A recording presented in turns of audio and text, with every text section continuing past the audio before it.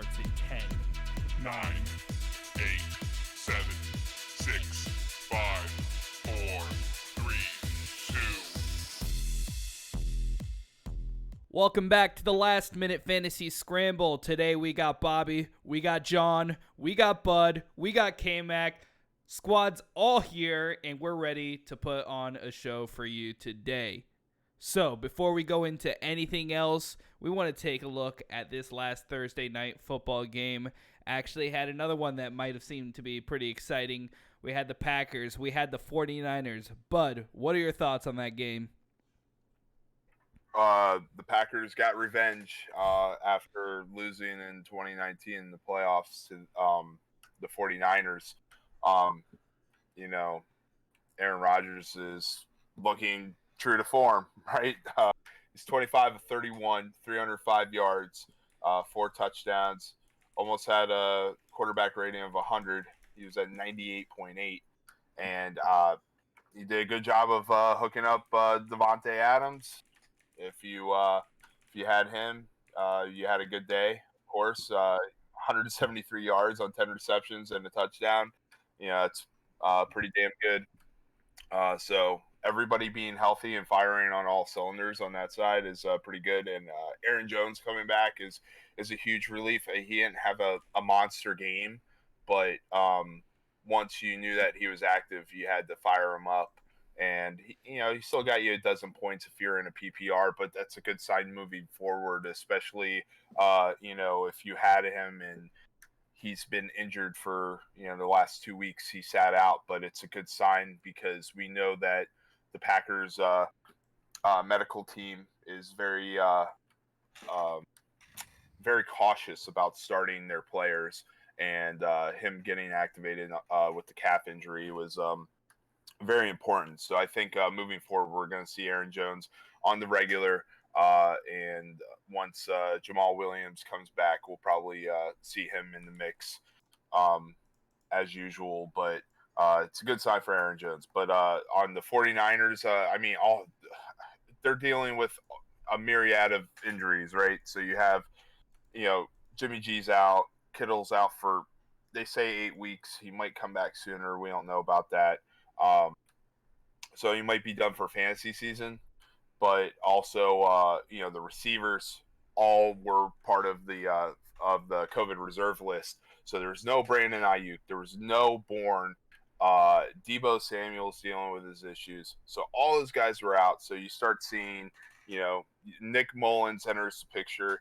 I mean, he didn't have a bad day, but I mean, the 49ers were basically just playing from behind most of the game.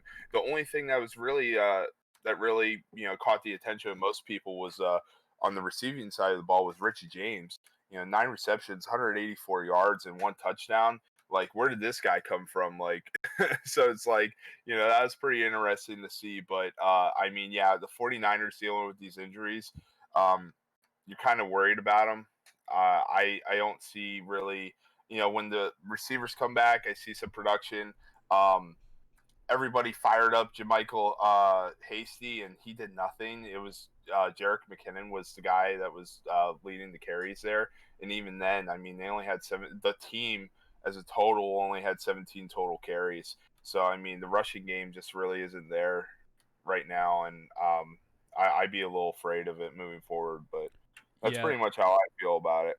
Yeah, that 49ers team, especially that backfield's just been a straight-up mash unit. But, Bobby, did you have any other thoughts on how those 49ers looked last night, or what the outlook is for them, and how do you feel about starting JaMychal Hasty? Yeah, thanks for that one. But, no, look, Bud hit all the points. The injuries just right now are just really a lot to overcome at this point. And fantasy-wise, you're not even considering Nick Mullins, and Garoppolo wasn't a consistent starter anyway. Kittle, I mean, if you have the space in the IR spot, I would just hold him just in case. I would hold Ayuk and Debo Samuel for when they come back. But the thing with the backfield, man, it's like the reason why it's so frustrating is because you don't know who's going to be the guy. But the thing is whoever ends up being the guy actually produces. I mean, McKinnon had almost 16 PPR fantasy points. He got that garbage time touchdown, but I found an interesting stat. Whoever the starter for the 49ers backfield is, if you take each starter's fantasy points per game, it turns out to be the running back three as a collective unit. So it's like whoever that guy is going to produce, but you just never know who it is. I mean, McKinnon was written off. Everyone said, the coach was like he had tired legs. He played well behind Hasty and Jeff Wilson in the previous two games, and then last week played well behind Tevin Coleman before he got hurt. And so, everyone thought Hasty was going to be the guy, and that just goes to show you that he still was drafted in the 7th round, and he was just promoted from the practice squad recently. So you shouldn't trust him as much as I did. And like you said, you get Shanahanigans. That's what they call it. Me and this other guy were talking about. That's what they call it. Shanahanigans, man. You can't trust running back in Shanahan's backfield. The only guy you could trust, I think, is Raheem Mostert when he comes back, which should be maybe week 10, next week or week 11. Yeah, and that's one team that you can't trust. But on the other side of the football, those Green Bay Packers were looking good. John, what are your thoughts on the Packers, both on Thursday night and going forward? Yeah, Packers definitely were. They were true to form. That's what we expected from them. We expected a big performance. They definitely put it up. Aaron Rodgers, only 6 incompletions. He was absolutely surgical. One of his best games of the season by far. 6 QBR and just a great rating overall, just like Bud mentioned. Aaron Jones was definitely. I was very very surprised, especially with his targets. He was the second most targeted receiver essentially on the team, more than MVS, more than Tyler Irvin, more than any of the tight ends. So looking like even without Jamal Williams, if Jamal Williams does have an extended absence because of COVID and everything, Aaron Jones could show, and he is healthy.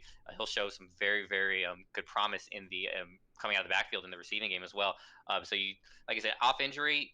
12 points, 12.9, I think was what he finished with. That's more than you expected, especially against a tough front that the 49ers had.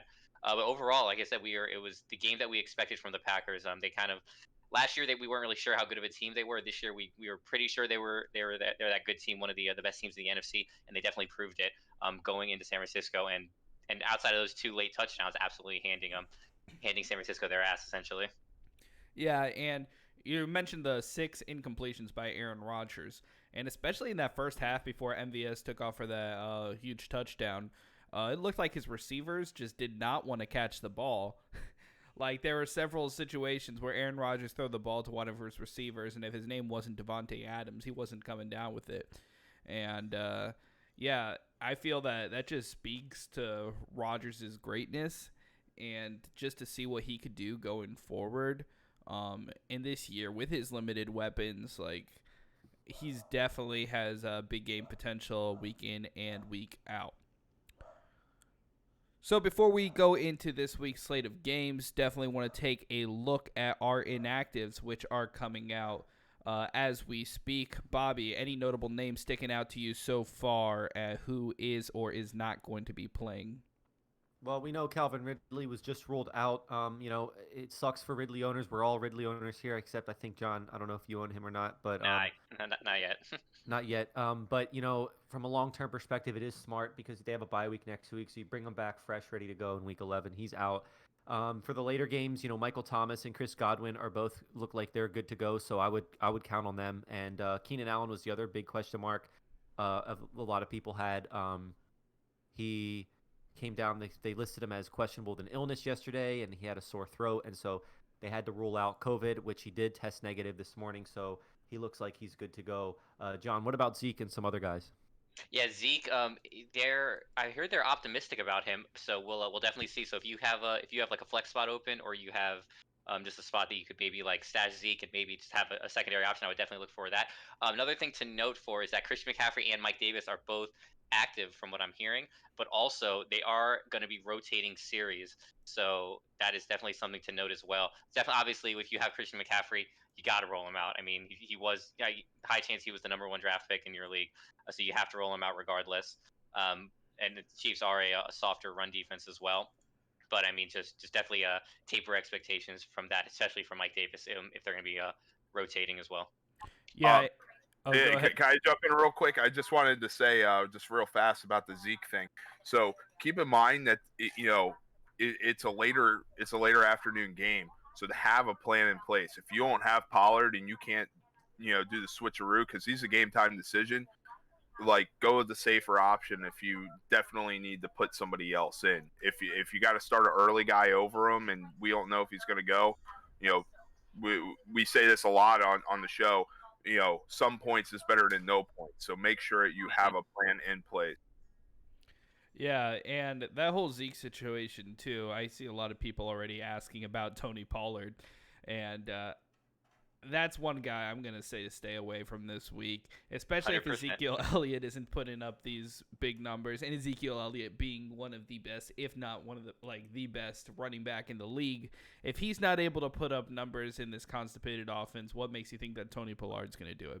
Yeah, I saw a stat that like even when they go or when Pollard goes in games that Zeke plays into, he's like a point or two behind him in standings. They're both really considered RB2s at this point. I mean, some people are in this situation. I'm in this situation. Like I have to start Zeke. I don't have a choice. Miles Sanders is on bye for me. But I have Tony Pollard, so like I'm kind of doing the switcheroo thing, and now I have to keep an eye on the game until 4:00, 4:25 to figure out exactly what I'm going to do.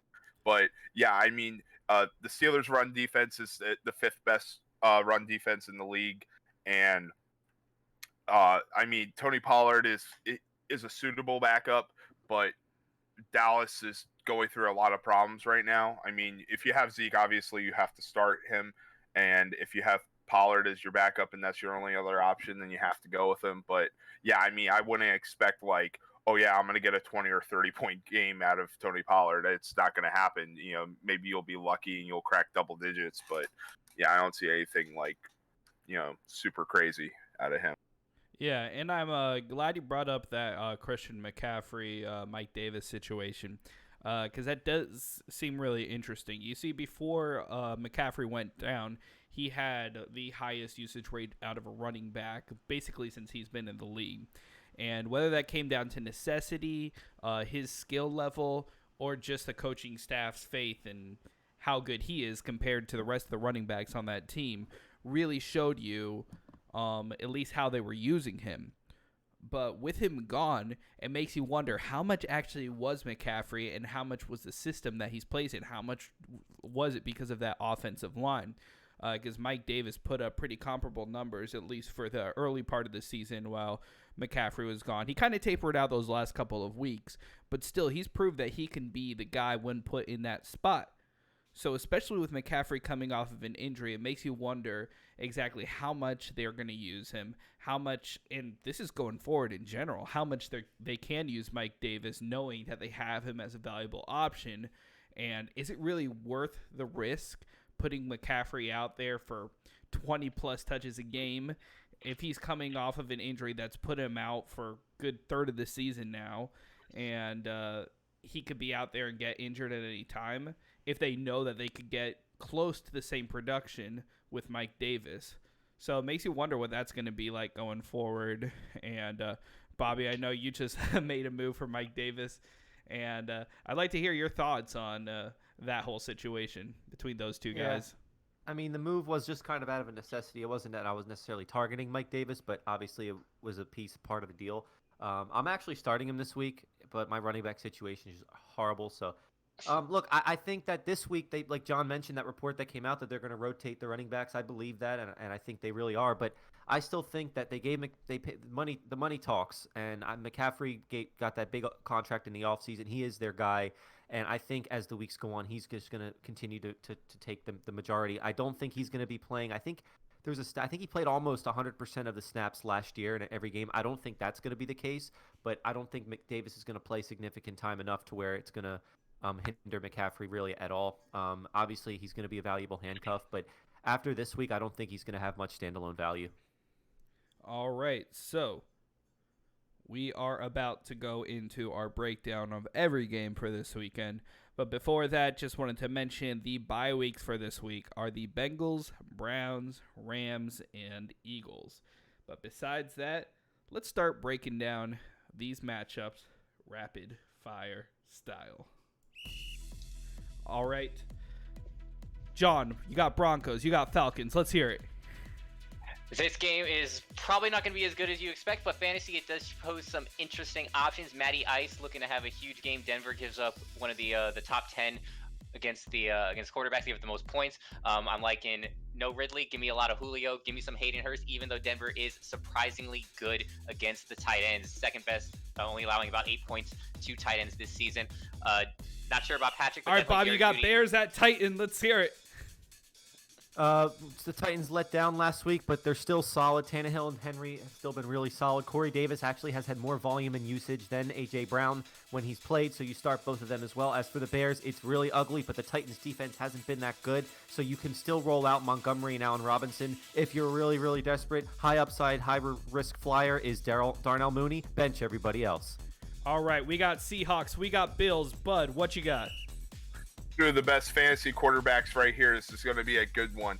Russell Wilson is going to light up his receivers. DK Metcalf and Tyler Lockett expected to have good games. They have no Chris Carson, no Carlos Hyde. So DJ Dallas is going to be the back there. Expect good things from Josh Allen today. He's finally probably going to get back to form, throw the ball a lot. Stephon Diggs and John Brown.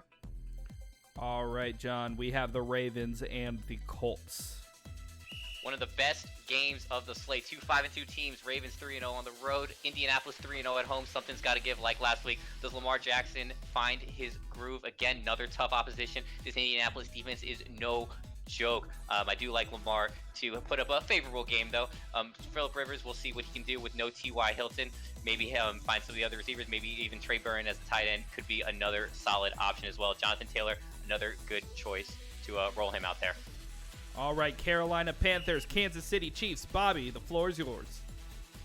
I don't think that Carolina is a very good football team, and obviously Kansas City's superior, but they will have to score points and keep pace with the Chiefs, so this could be a fantasy-friendly game. Obviously, rolling with McCaffrey. You could roll with Davis as a flex if you're desperate. You start Robbie Anderson and DJ Moore. Nobody else I'd really recommend. I don't recommend Teddy B as a streamer. Kansas City, start your normal guys and KC. Sammy Watkins is out again. You could take a flyer on Hardman. Bell and CEH are decent flexes against the bad run defense. NFC North, Lions, Vikings. Bud, let's hear it. So Matt Stafford is officially cleared to play, I'm reading. So if you have to use that guy as a streamer, then that's definitely an option. No Kenny Galladay, though. That kind of sucks. But, yeah, you tell me about it. So definitely expect some good production out of Marvin Jones Jr. On the other side, we have Giants. We have football team. John, let's hear it. Not looking forward to this game at all. 1-7 Giants, 2-5 Washington football team. The former Redskins. I'm not rolling out anyone, especially not Danny Dimes. Looking for 2 more interceptions. I mean, if I had to in a pinch, I would start the Washington defense because, like I said, Danny Dimes is prone to those turnovers. But again, this is not going to stay away. Maybe Darius Slayton or Scary Terry if you're really desperate, just because they are your studs. But again, this is not a fantasy-friendly game. Stay away at all costs. All right, Bobby, Texans at Jaguars. What you got? Jake Luton is the starting quarterback for the Jaguars. I would fire up the Texans defense. They did say they may take more shots downfield, so maybe DJ Chark if you're desperate. I would stay away from everybody else in Jacksonville except for James Robinson. As for Houston, I mean, they've just been playing really well. That Bill Bryant's been out. I like everybody on this offense. We told you to buy low on them a few weeks ago. Deshaun Watson is a top 3 quarterback play in my opinion, and Cooks and Fuller are solid upside wide receiver 2s. DJ can be used as well. All right, Bud, you got Rangers and Chargers. Going to be a fun divisional matchup. Apparently, Josh Jacobs is expected to go. He is questionable. He's dealing with illness and a foot injury, so he may be limited. So be wary on that. Derek Carr expected to have a good game. I expect him to light up Darren Waller a lot. On the other side, man, Justin Herbert just awesome. I expect him to definitely get the ball to his receivers there. And all right, John, we had the Steelers at the Cowboys. Before the season started, probably was a potential Super Bowl matchup. Now, not so much. Give me this all of your Steelers undefeated. They will stay undefeated this week. No chance the Cowboys do anything. New quarterback in there. I couldn't even tell you his name. It was not Cooper Rush, so I really don't care that much. Start Ben. Start James Collar. Claypool, Juju, everyone, start them all. Zeke, if he plays, I wouldn't say I like him, but you got to start him. He is your first overall or one of your first draft picks. Don't start Tully Pollard. All Don't right, start Bobby, any other we running got back. 2 at time. Dolphins at Cardinals. Yeah, it concerns me as a Dolphins fan that they have their top 2 running backs out. If you're desperate, you could roll out Jordan Howard and hope for a touchdown. And again, Tua looked a little shaky, but you might have to start Parker. But the Cardinals have an improved defense. As for Arizona, coming off a bye week, Chase Edmonds is about to light it up. And obviously, Hopkins and Murray are superstars. All right, bud. We have Sunday night football matchup. New Orleans Saints, Tampa Bay Buccaneers. Breeze, Brady, what you got? Looking forward to this one. This is going to be awesome. Breeze and Brady are the all-time leaders in touchdowns, so it's going to be fun to see them shoot out a little bit. Michael Thomas is back, so that should be very interesting, and Antonio Brown is going to start. I'm risky flexing him today, and I'm all about risky business, but I expect good games from all the receivers in these, and a big game from Alvin Kamara as well. Speaking about big games, we have the Patriots at the Jets Monday Night Football. Ooh. What's there to say? No Broadway Sammy. Enter Joe Flacco once again. Do not start any Jets unless their names are Jamison Crowder. On the Patriots side, start them all. No Edelman. Huge, big upside to Jacoby Myers this week. Cam Newton should have an absolute field day with the Jets. Jets allow the most fantasy points to quarterbacks in the league. All right, and that's all the time we have for that game. So, you cut me off early. I know you did. Actually, I stopped the music so no one will ever know. All right, Bobby, any games out of those that you want to take a little bit closer look into? I'm going to have John get his first pick at this because he had to talk about some bad games on the slate. So, John, which one you want to dive into a little bit more? Oh yeah, I had some rough games today, definitely. I don't know. Let's see. We could do. Man, let's. you I feel like I did. talk about them every. I feel like I talk about them every week. But give me the. Let me talk about the Seahawks. I do like. Like I said, I love the shootout potential. Anytime you set this the Seahawks football team onto the field, Russell Wilson's playing like an absolute monster. Definitely the. I think he's the Vegas favorite to win the MVP, and he's definitely showing it too. Buffalo does have a good defense. A little more susceptible to the run game than to the passing game. Going to be interesting to see how DK Metcalf and the boys line up there. But on the opposite side, Josh Allen should have an absolute field day against the secondary. I don't believe Jamal Adams is playing. Even if he was, he doesn't pass coverage anyway. I love Stephon Diggs. If I was doing DFS, I would put all my money on him this week. Should have a huge game, if not one of his best games of his career. All right, Bobby, any games that you wanted to take a look at anymore? I mean, Bud talked about the Buccaneers and Saints, and just as a football fan, man, obviously fantasy friendly as well, but just a football fan, man, this is gonna be an awesome game. I mean, I'm really looking forward to it on Sunday Night Football, and a lot of people, might be scared off with that Bucs defense, which, they obviously do have a good defense, but the Giants, I mean, their receivers had Sterling Shepard had a good game, and they could have had a much bigger game too. Daniel Jones, I watched, he missed a lot of open guys that were getting behind the Bucs defense, so. Obviously, Michael Thomas opened things up, and he's an automatic start. Don't overthink that. And Alvin Kamara, I wouldn't even temper expectations. He's just been so good. And then on the Bucs side, a lot of people we touched on Antonio Brown, have been talking about him. Look, I love Antonio Brown, man. Look, Brady brought him in for a reason. They have a good connection. He's even staying at Brady's house. I mean, Brady's going to do everything he can to make this work, and the way Antonio Brown plays and his route running and his separation fits perfectly with the way Brady throws the ball and the kind of style that they play with. And not to mention that you have Chris Godwin and Mike Evans and Rob Gronkowski lined up as well, which is going to take a whole bunch of defensive attention. So this is a very fantasy-friendly game. I would not be concerned with either defense. I would definitely be rolling out all your studs here and not even tempering expectations. Yeah, those are two gems in a weekend that's filled with a lot of stinkers. So yeah, for sure. But Bud, was there any game that you wanted to take a closer look into? Yeah, definitely on the Lions and the Vikings, because I didn't really get to talk about the Vikings a whole lot. So, one of the things we need to talk about is Dalvin Cook. If you faced him like I did last week, he got torched.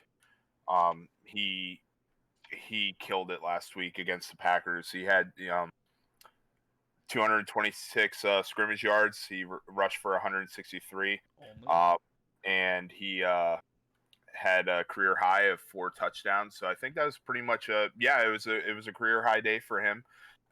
But also the Vikings are playing from behind in that division right now, and even the Lions are above them. So this is like a must-win game for them, or they're going to be in like deep trouble. So they are favored. and you are expecting them to go. And I mean, with Matt Stafford there, then that's pretty much it should be a good matchup for them. But no Kenny Galladay kind of hampers the thing, and this is something we see about Kenny Galladay, and I'm really ready to not even. I get very fickle if like I get burned by a fantasy player, like I don't touch him ever again. There's a reason that I don't ever start Phil Rivers ever again because he's lost me so many matches. But it's the same thing with Galladay. Same issue last season, and now we're dealing with the hip thing again. And because of him being out, Marvin Jones is benefiting from that fact. So, Marvin Jones had 2 receiving touchdowns last week, and he's had 6 receiving touchdowns in the past 4 games against Minnesota. So this is a matchup that Marvin Jones knows pretty well. And the same thing, if Matt Stafford's throwing him the ball, you expect him to see some production. But Kenny Galladay is really got me worried and concerned right now. And we know hip injuries can linger. So, that's something, going forward, like I don't know if this guy can stay healthy. He is an awesome receiver. He is really good. But, I'm starting to lean towards, younger guys or veterans that don't get hurt and that continue to play, correctly. Yeah, agreed. But and real quick on that Detroit Lions passing game, I think someone also that stands to benefit with Galladay being out is T.J. Hawkinson. Yep. Because he's already been a top 5 tight end already. Show. Now we can all see who owns him out of this group. But look, he's He's already alright. been a top 5 tight end, and without Kenny Galladay, again, those targets have to go somewhere. And so while I do think Marvin Jones will benefit, I also think Hawkinson's going to benefit greatly as well. So definitely something to be excited for if you're a Hawkinson owner. Yep, I agree. I don't know any Hawkinson owners, but yeah. One more random thing I want to throw out. Stephon Diggs is wearing Rick James cleats. So I expect a big game out of him. Love it. Yes. All right. So I think it's just about time to start moving into some of your questions. And we are going to start. Jan asked this question. And you know what? Let's start with John. Jan asks, half PPR. Give me one for my flex. Slayton, John Brown, AB, or DJ Dallas? Ooh, that's interesting. I'm rolling out Dallas myself. Half PPR, though, a little scares me. But you know what? I'm feeling risky today. Give me AB. I like it. I'm with Alright. Bud. Let's play some risky business today. Yeah, man. If he's a flex, I'm starting AB, and it's between him and Chark, and I don't know if I could really trust Chark right now. And I'm playing somebody that really hasn't set their lineup. You know what? Give me AB. He's gonna get something. He's gonna get some receptions. That's what I'm 100%. hoping for. And he's already had that chemistry. You know that he's good with Tom Brady. They're probably throwing passes back and forth in the backyard in their pajamas. No, bro, like he's staying over there. They're having slumber parties. They're watching rom-coms. They're doing each other's nails, man. There's some kind of connection there. Yeah, for sure. Just over in St. They're eating their Petersburg. avocado ice cream together. Yup. Yeah, just AB and Tom in St. Petersburg. All right, so this next question is going to go to Bobby. Max, when Max was around, asks, one PPR, give me one for my flex. Jay Jackson, Shepard, or Marvin Jones? You know what? I'm gonna go with normally I like to lean wide receiver in PPR, but I'm gonna go with Justin Jackson because he is seeing a ton of volume in the passing game as well. Tremaine Pope, the other Chargers running back who played ahead of Joshua Kelly, is out. Anthony Lynn said that he was disappointed with Joshua Kelly so far over the week, and they're playing not a very good defense. So Justin Jackson is a rock solid PPR play. I think he is a low end RB1 even. I love Justin Jackson in this offense.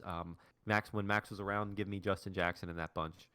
All right, Bud. We have Marcel who asks, Corey Davis, Devontae Parker, Sterling Shepard, or Jerry Jeudy, one PPR league.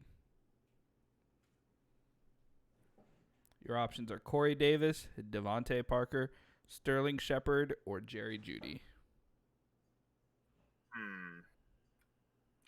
Man, that's tough. I'll probably lean Corey Davis here.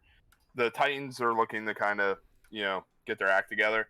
And Corey Davis is going to have, the receiving game in general has had, a little bit of success. So I expect Ryan Tannehill to get him the ball.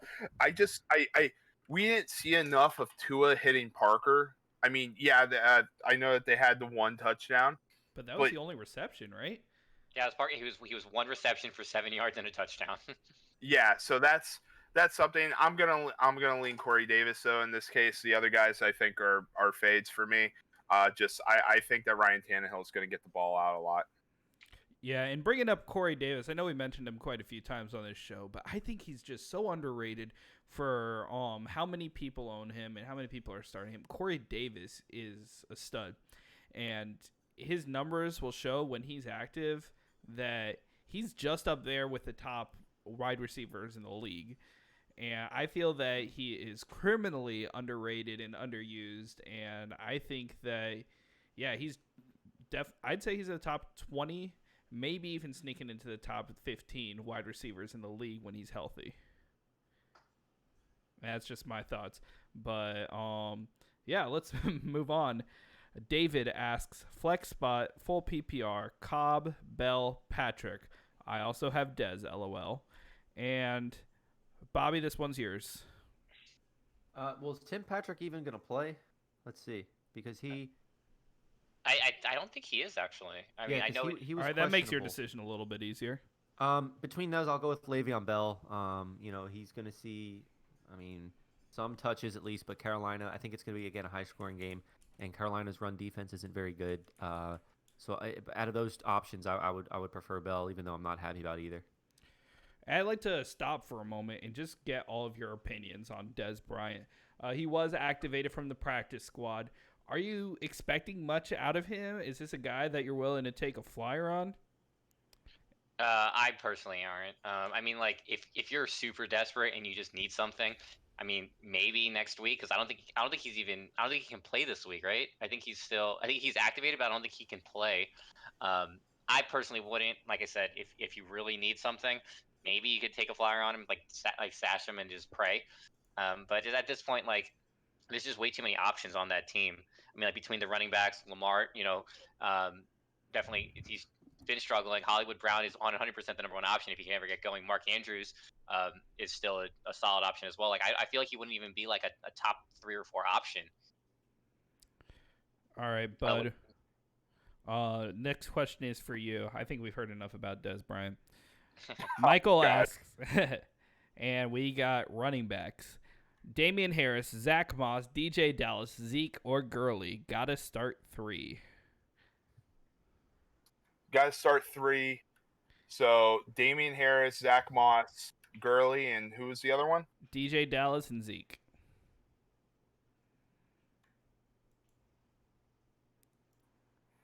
If Zeke goes, I would start him. That's if he goes. So keep an eye on that. Otherwise, Zach Moss, DJ Dallas, and Zeke. If Zeke doesn't go, get Harrison, obviously. But I would go with those. Zach Moss is getting it is a 50-50 split, but Zach Moss has found the end zone more than Devin Singletary has. So he's finally putting up numbers. He's healthy. This is a backfield that I know, very well. But Zach Moss is splitting in Devin Singletary. It's gonna be a two-headed monster type of running back situation over there. But Zach Moss is the one that's finding the end zone more consistently. And DJ Dallas is gonna have I don't think he's gonna have a monster game, but if Seattle does what other teams have done to Buffalo's defense in terms of the run game, DJ Dallas is gonna have a really good amount of production. Even if he's running he's getting little dump off passes from Russell Wilson, it's still going to be super successful. So in PPR, I would expect that he's going to have some production. And like I said with Zeke, if Zeke goes, then you got to start him. It's not it's not going to be monster game for him this week if he does play. But he's gonna have more production than Damian Harris. It's impossible to predict who's running the ball over in New England. And they're also dealing with issues over there. It could be Cam Newton being the lead rusher over there. We don't even know. So stay away from that unless you absolutely have to. But those are the three I go with. All right. This just in. I received a trade proposal from Robert Janis, Gus the Bus for Philip Lindsay. What do we think about that, John? I think we hang on to the I think we hang on to Lindsay, whoever has that one. I Or agree. someone's trying to whoever someone's trying to acquire Lindsay. I'm a big Lindsay fan, especially this week too. Him coming back from injury, he always finds a way just to find the end zone. And there's an interesting stat I saw today of it's something along the lines of he's the only running back in the NFL who he has over 450 carries or something like that, and he has never fumbled once. Like that's absurd. Like Uh, so he sees all these carries and he just doesn't fumble. So definitely ball security there. So shout out to yeah, Lindsay. he definitely feels like he should be the guy in that system. I love him. I just hate that Melvin Gordon just keeps trying to take over that, and he's just Philip Lindsay. I feel has proven himself to be the talented guy there, but that's just one of these offenses that you're not really sure what they're doing, and it goes to show week in and week out. So, Bobby, I have a question for you. Actually, this comes from Captain Canadian on Twitch, who asks, AB or Justin Jefferson? I really want to risk it and go for AB. Well, Captain, that's actually a really good one because both guys have a really high ceiling. I actually really like Justin Jefferson this week against the Lions. I know he kind of had a down week last week, but I mean, Dalvin Cook just had an incredible game, and Green Bay has a horrible running defense. But besides that, Justin Jefferson actually, since he started out, him and Thielen were top 10 fantasy receivers up until last week. So JJ definitely has the upside. But you know what, man? If you're feeling risky, we talked about on the show. I mean, I like AB with upside as well, so I would lean AB there. But you can't go wrong with either guy. I think they both have an enormously high ceiling. Yeah, I'm risking AB myself. I guess it's not so much of a risk, more out of necessity with all my bye weeks and injuries this week. But I'm going for AB. I say you should try it also. Justin Jefferson, I really think, is probably your best bet if we're being completely honest. But what's the fun in that? Let's see what AB Exactly. can do. Let's have some fun with fantasy football this week. Make fantasy fun again. Yeah. All right. So this next question is for Bud. And Bud, Stewart asks, Marvin Jones Jr. or Justin Jefferson, half point PPR. Cheers. Whew. Oh man, that's a doozy. Because I was just talking up Marvin Jones, so but I also own Justin Jefferson, so I like both of these guys.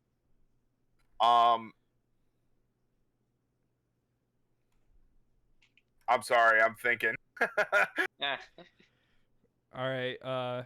Anyone else want to hop in and answer this question? Jones Jr. or Jefferson? I actually acquired Justin Jefferson in a league this week, and so I actually have that decision to make in my flex between Marvin Jones and Justin Jefferson, and I'm going to go with Marvin Jones because I trust his volume just a little bit more than Justin Jefferson, and I trust Matt Stafford a little bit more than Kirk Cousins, especially with Galladay being out. And I think Jones still has comparable upside to Jefferson in what could be potentially a sneaky high-scoring game. So again, it's really close, but I'm in my league that I have to make that decision. I'm gonna go with Marvin Jones. Yeah. I mean, now that I think about it, I'll probably end up going Justin Jefferson just because he is ranked a little bit higher.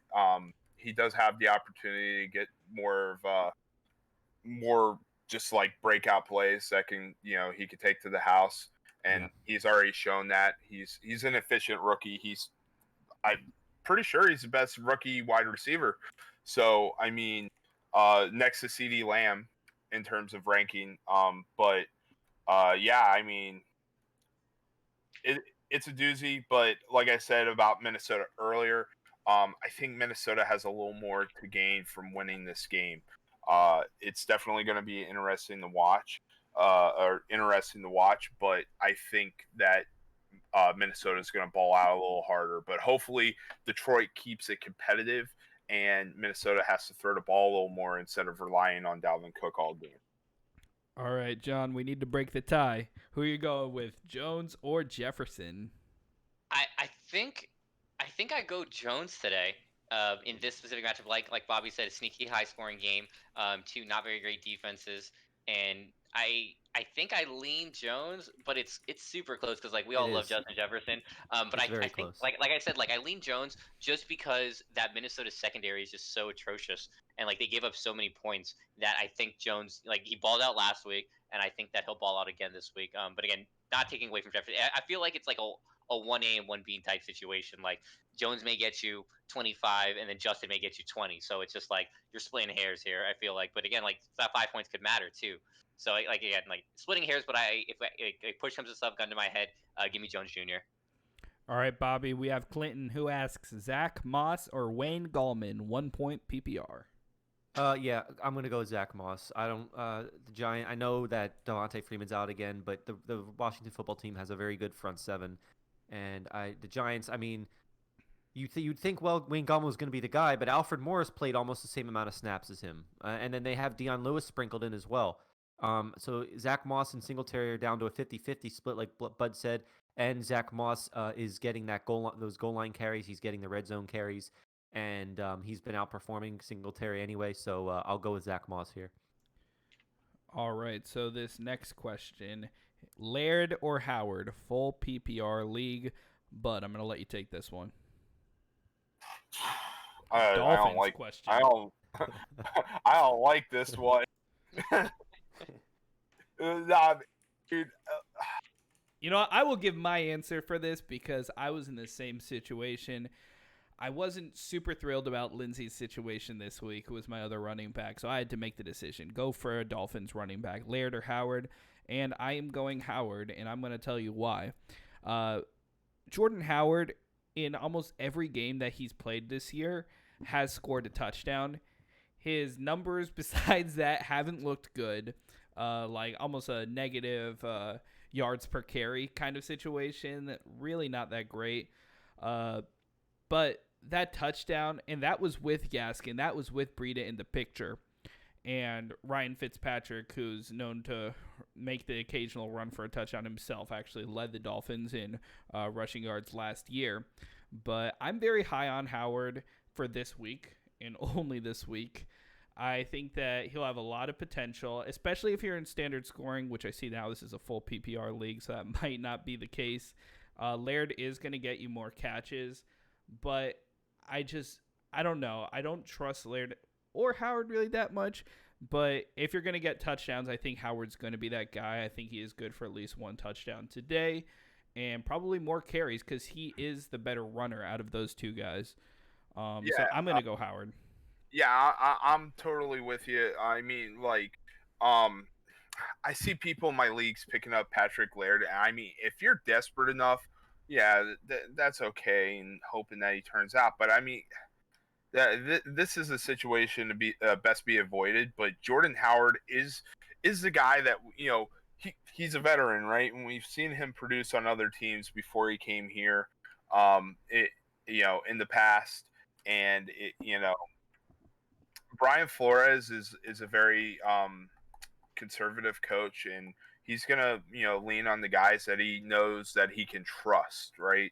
So having Jordan Howard in that role is going to be a little more reliable than Patrick Laird, who doesn't see the field all too often. But with Gaskin out for a few weeks and Breida's on the shelf too, I mean, Howard is probably the more reliable option, and that he can ball. So he's probably going to get a higher snap count. So he's probably the more reliable option in this case. All right, John, we have a question that has been coming in and out for the last few weeks, but I feel it keeps changing. Both the guys, one guy's trending up, the other down. Josh Allen or Herbert? Oh man, so I am a huge Herbert fan. I mean, like I said, I picked him up. I'm rolling him out this week against Las Vegas.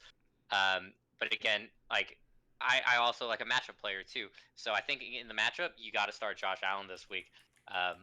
Rest of the season, different story. I like Herbert too, over Allen. But regardless, Josh Allen this week should ball against Seattle. Like I mentioned, it, Seattle's one of the worst, if not the worst, secondary in football. Give up the most points to quarterbacks. So I'd imagine Josh Allen, especially finding Diggs, finding all his weapons, should be good to go for a nice bomb for you. All right, Bobby, the second part of this question from Christian, and this is for a standard league. Justin Jackson or Antonio Gibson? I will still go with Justin Jackson, even though he's in PPR. It's clearly Justin Jackson, but he's going to see tons of volume here, and I like the matchup a little bit better than Gibson's matchup. And I think the Chargers are in a better offense, so I'll still take Justin Jackson here. I'm pretty high on him this week. All right, Bud. Simon asks, do I leave out Zeke for AB on a flex spot? If Zeke plays, no. You have to start Ezekiel Elliott because he's basically the most reliable thing that they have in that offense at this point. If they can't get the ball to all their receivers, they're going to have to try to get something going in the run game. And, as much as we talk about AB and how excited we are to see him again, until we actually see the production, we can't recommend him over somebody else that is a first round pick. You know what I mean? Like, I'm trying to, temper expectations here, and bring everybody back to earth just a little bit. But if Zeke ends up being a fade, then yeah, obviously, that would be a pretty good option, and it is a flex play. So I mean, you have a little more wiggle room there. But if you have the option to start Zeke and he's going to play, then absolutely you should end up going with him. And the time frame works. I mean, right? So we'll know if Zeke's going to play by 4-ish. So 4 EST. So just go ahead and keep an eye on that. And if he doesn't play, put AB in. All right, so this next question is for John. David says, desperate times, John Brown or Slayton? That's a tough one. Is John Brown even playing? Has that been announced? Yeah. He is active. Yep, I'm starting him.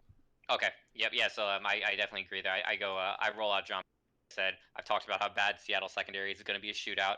So definitely roll out John Brown. I don't want any. I barely want Scary Terry in that Giants football team matchup. So I mean, Slayton. I'm not a fan. I mean, he's a great player. I'm not a fan of this week either. So I like John Brown. All right. So this next question is for Bobby. Watson or Herbert? Well, yeah, those are both great options. I'm going to go with Deshaun Watson here. I just think Jacksonville just dumpster fire, and he's been playing lights out. He's the third highest QB, third highest ranked QB but before his bye week, since they fired Bill O'Brien in those 2 games.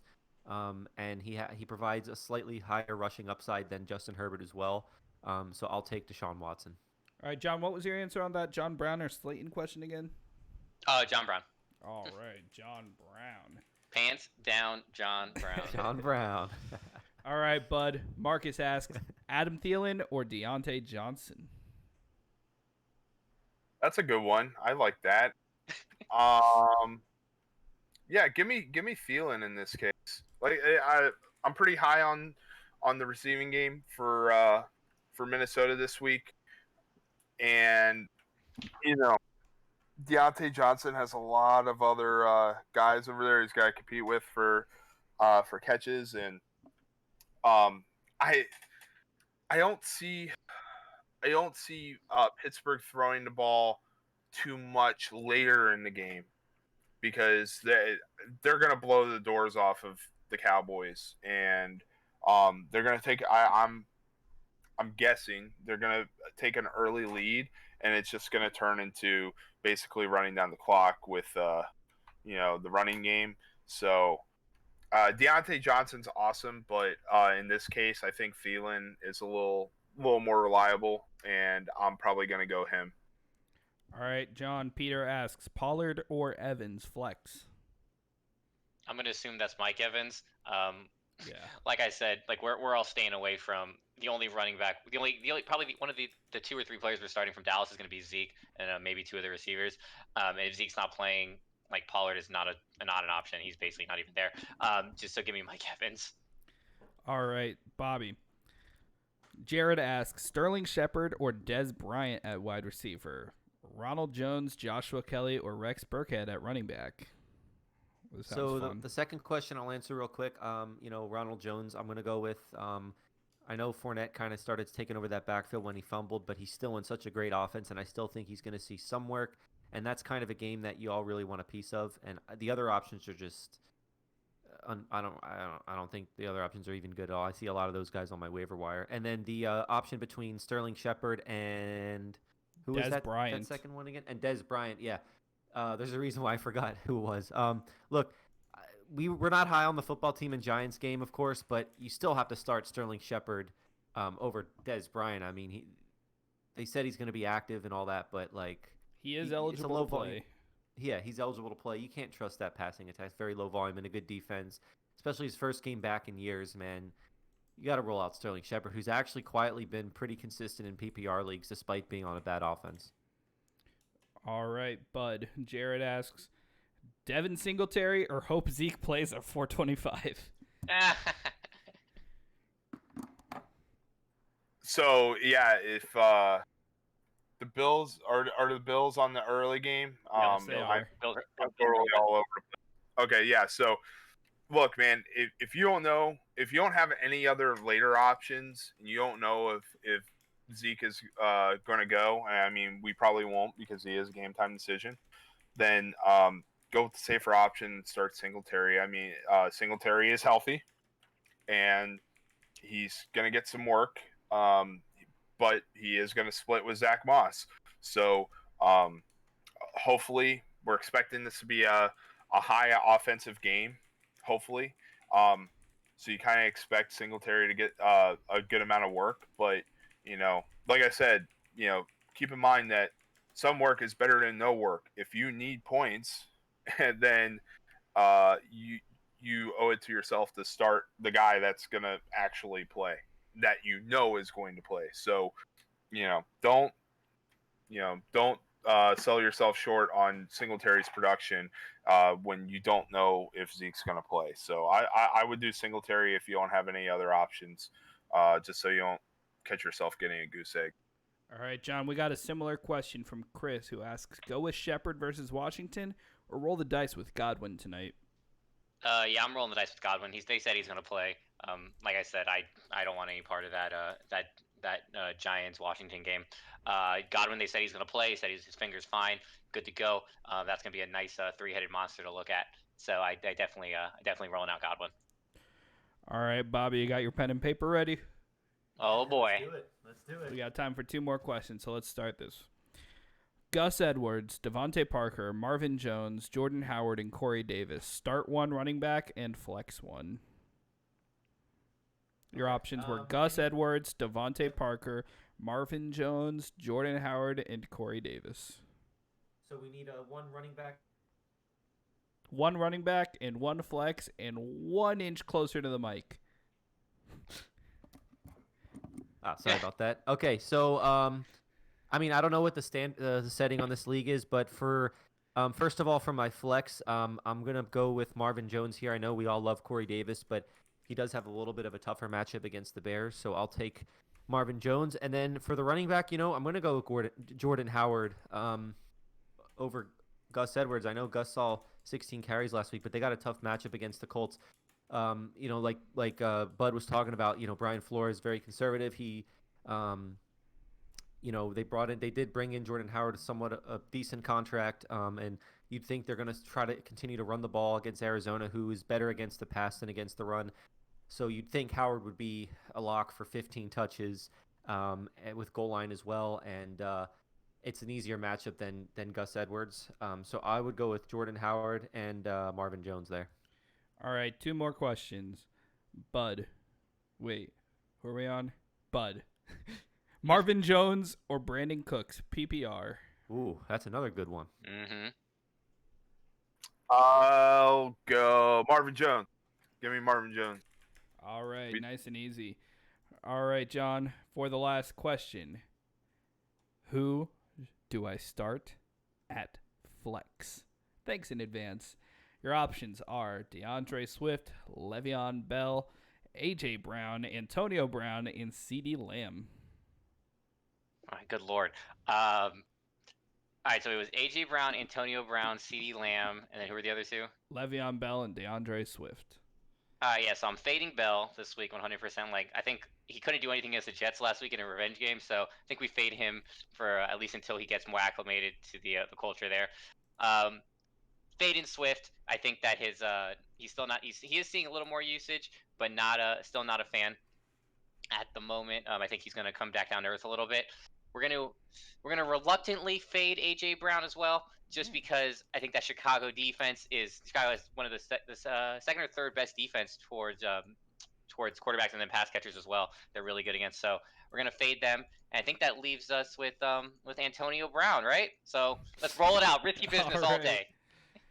Okay, time for 2 more questions, and I know this is the 3rd time I said it, but Bobby, Godwin or Beasley? Let's make it quick. Godwin. All right, bud. Same thing. DeAndre Swift or Brandon Cooks? Ooh, Cooks. Cooks. All right. That's about it as far as question goes, which leaves us just enough time to talk about our breakout player of the weekend. And for the last one, I had one with my choice of Aaron Rodgers, decided to go high scoring, and Aaron Rodgers went high scoring. So just in case for those of you who don't know, we pick ESPN projections, how a player is projected to pick, and we choose players who we think are going to go that much over their projection. So last week I went high with Aaron Rodgers. This week I'm going to go the opposite. Take a look at Buffalo Bills receiver Gabriel Davis. I'm expecting a shootout there. This guy's sneaky. He'll come in and score a touchdown or two. Yeah, that's my pick. So next up, we have John. John, who is your pick for breakout player of the weekend? Breakout player of the weekend. I've talked about him a couple times. I talked about him last week. Give me Jacoby Myers on Monday night. You know what? This keeps us all interested too, so we don't know who wins after the 1:00 slate games. So we'll Thanks have for to that. wait through all the games, all the games next week. No, but Jacoby Myers in the 2 games that he has been a huge factor in the offense. He's seen a lot of targets, 6 targets 2 weeks ago, 10 targets last week against Buffalo. Facing against a very good defense as well. 10.2, 13.8. Jets are 24th against the pass. They are not very good. They're not a good football team. Cam should have no problem absolutely shredding this Jets defense. Jacoby Myers only projected 9.7. So give me a nice big number, Jacoby. All right, bud, who do you have? Risky business. Ooh. I'll take AB. Why not? Yes. 11 points projected. I think he'll exceed that, but only ever so slightly. I don't expect him to have a crazy wild game, but he's going to get some catches. Maybe he'll get lucky. He'll find the end zone. Last time they played together in New England, it was 4 for 42. It's 4 for 40 something, and the touchdown against the Dolphins back then. So I expect he's going to have some production. He's going to be out there, and then everybody's going to be talking about him, and then he'll fade away and never be seen again. I like it. We've told at least 6 people today to roll the dice with Antonio Brown. Go for that risky business. Bobby, close us out. Who is your breakout player of the weekend? Kind of going a little safe here. I'm going to go with Mike Davis because he's only projected for 5.7 points in PPR leagues. And if it's true of what they say that they are actually going to rotate the series with Davis gets a series, McCaffrey gets a series. I think Davis in a PPR league, seeing as how he catches a lot of passes as well from Teddy B dump offs, I think he can smash the 5.7. I think he could get maybe 12 points or so, 13 points in a PPR league. And so in a high scoring game where they're going to have to keep up. So if that report is true, and it's going to be more of an even split this week, I'll take Mike Davis, seeing as how he's only projected for 5.7. All right. And we have one more question before we go. Last one snuck in. I feel we should go ahead and answer this. And who wants to take this one? From Arbaz, who says, I probably butchered your name and I apologize. Judy Claypool, Michael Thomas, Marvin Jones, pick 2 out of the 4, PPR. Who wants to take a stab at that one?